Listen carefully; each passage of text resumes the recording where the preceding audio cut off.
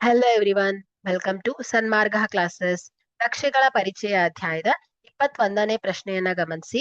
ಕೆಳಗಿನ ನಕ್ಷೆಯು ಎ ಪಟ್ಟಣದಿಂದ ಬಿ ಪಟ್ಟಣಕ್ಕೆ ಕಾರಿನ ಚಲನೆಯನ್ನ ವಿವರಿಸುತ್ತದೆ. ನಕ್ಷೆಯನ್ನು ಅಧ್ಯಯನ ಮಾಡಿ ಮತ್ತು ಕೆಳಗಿನ ಪ್ರಶ್ನೆಗಳಿಗೆ ಉತ್ತರಿಸಿ. ಸೊ 4ನೇ ಪ್ರಶ್ನೆ, ಪಟ್ಟಣ ಬಿ ಇಂದ ಪಟ್ಟಣ ಸಿ ವರೆಗೆ ಕಾರಿನ ಜವ ಎಷ್ಟಿತ್ತು? ಸೊ ಪಟ್ಟಣ ಬಿ ಇಂದ ಪಟ್ಟಣ ಬಿ ಇಂದ ಸಿ ನವರೆಗಿನ ಜವವನ್ನ ಫೈಂಡ್ ಔಟ್ ಮಾಡಬೇಕು. ಜವದ ಸೂತ್ರ ಏನ್ ಹೇಳಿ?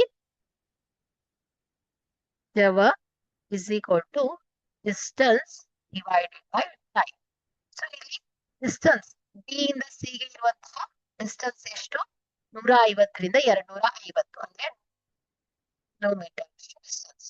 ಸಮಯ ಎಷ್ಟು? 7ರಿಂದ 8, 8ರಿಂದ 9, 2 ಗಂಟೆಗಳ ಕಾಲ. ಸೊ 2 ಬಂದ್ಲೆ 2, 2 50ಲೆ 100 ಆಗತ್ತೆ.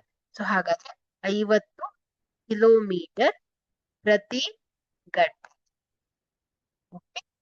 ಇದರ ಜವ ಆಗುತ್ತೆ. Thank you.